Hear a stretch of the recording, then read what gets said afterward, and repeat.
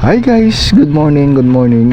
Update po tayo sa ating baboyan, sa ating mga saking baboy na 5 pigs na running to 3 months na guys. So ayan, so binawalis ko yung pagkain. So pinapakain siya ng mama ko kanina. So iniipon ko na yung makinakain niya.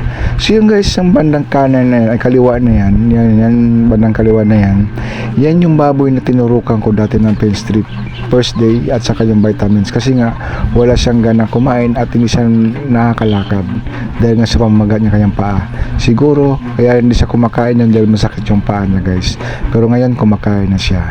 At yun yung mga kasama niya guys, ito yung mga kapatid niya, yan malalaki na sila, pero nagkakaiba yung isa na yun dahil nga mayroon din siyang nararamdamang iba dun sa kanyang pusod guys. Mamaya sa video guys makikita mo yung pusod niya na lumalaki, pero sabi nga naman ng mga expert, okay lang naman daw yan, mabubuhay naman sila, lumalaki. Kaso nga lang lumalaki din yung bukol na yun. So mamaya guys, tingnan natin.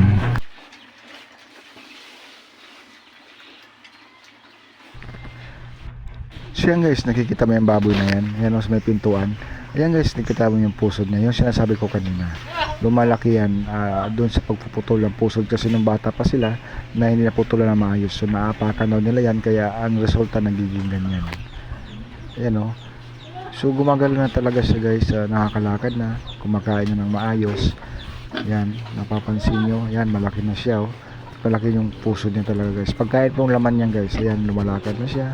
Sana hahabol yung height niya o laki yung bigat niya sa mga kapatid niya, para pag naibenta ko siya, pag na-dispose ko na siya, mabibigat. So ayun guys, gumaling na siya.